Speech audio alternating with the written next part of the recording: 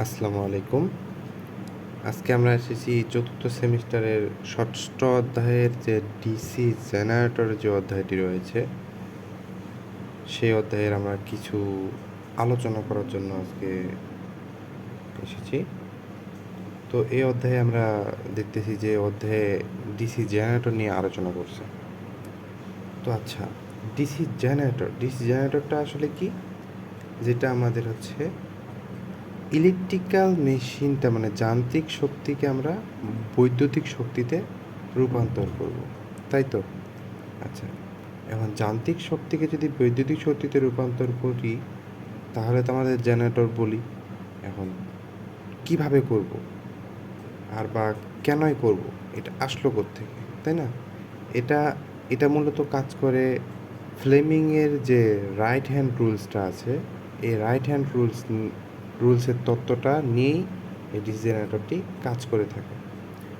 তো ডিসি জেনারেটরে বিভিন্ন পার্ট থাকে, হ্যাঁ, বিভিন্ন পার্ট যেটাকে আমরা অংশ বলে থাকি। এই অংশটাকে আমরা মূলত দুই ভাগে ভাগ করছি। একটা হচ্ছে ম্যাগনেটিক অংশ আর একটা হচ্ছে ইলেকট্রিক্যাল অংশ। আচ্ছা, ম্যাগনেটিক অংশের ভিতরে কি কি পড়ছে? ম্যাগনেটিক অংশ আর একটা ইলেকট্রিক্যাল অংশ, তাই না? আমরা যদি এটি লিখি যে ম্যাগনেটিক অংশ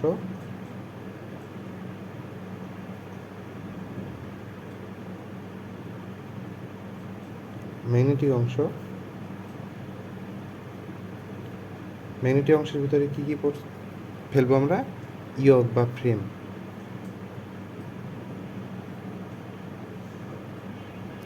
ইয়ক বা ফ্রেম। 2 নম্বরে ফেলবো কি? পোল। 3 নম্বরে ফেলবো কি? আর্মেচার।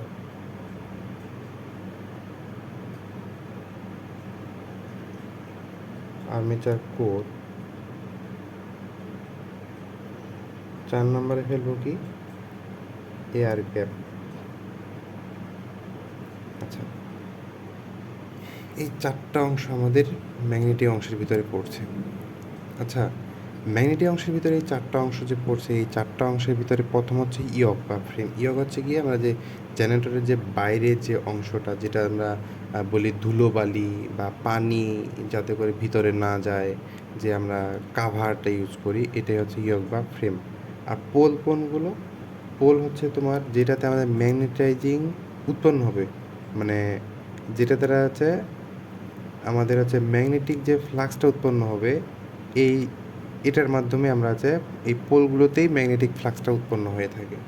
হ্যাঁ, পোলগুলোতেই মূলত ম্যাগনেটিক ফ্লাক্সটা উৎপন্ন হয়ে থাকে। আর আর্মেচার আর্মেচার কোর আর্মেচার কোরটার ভিতরে কি হয়? আর্মেচার যে প্যারালাল যে শ্যাফট, যার স- যার সমান্তরালে স্লট করা থাকে। আচ্ছা, এখানে আমরা কি বুঝতে পারতেছি? আর্মেচারের একটি প্যারালাল শ্যাফট এর স্লট করা থাকে, যেগুলোতে অনেক আর্মেচারের কন্ডাক্টর স্থাপন করা থাকে এবং ওয়াইন্ডিং করা থাকে ম্যাগনেটিক ফ্লাক্স যাতে উৎপন্ন হয় এটাতে, হ্যাঁ, যাতে রিয়াকশনটা ভালোভাবে হয়।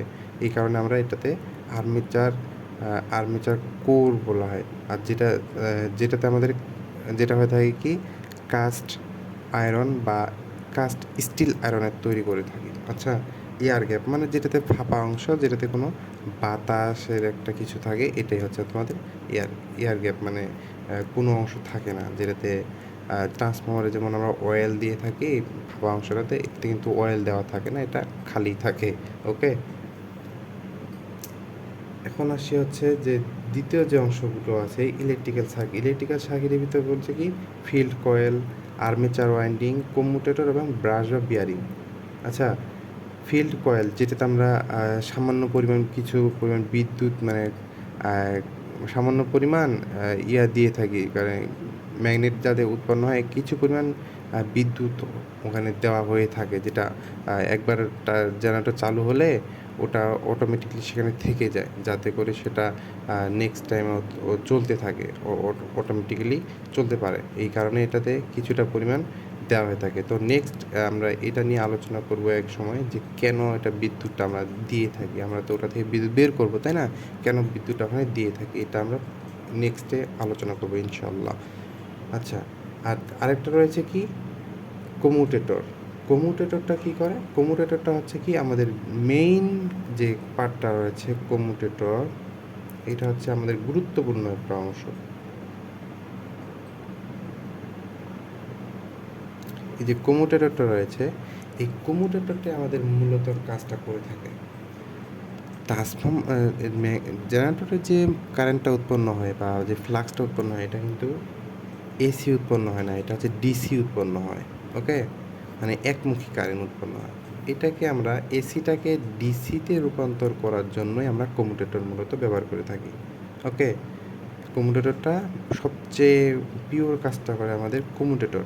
আর যে ব্রাশ ব্রাশ যেটা বা ব্রাশটা রয়েছে, এই ব্রাশটা হচ্ছে কি ব্রাশ কার্বন ব্রাশের হয়ে থাকে, এটা কার্বনের তৈরি হয়ে থাকে এমন একটি সংযোগ স্থান যা ঘুরন্ত কম্যুটেটর আর্মেচার কারেন্টকে আউটার কারেন্ট বা লোডে প্রেরণ করে।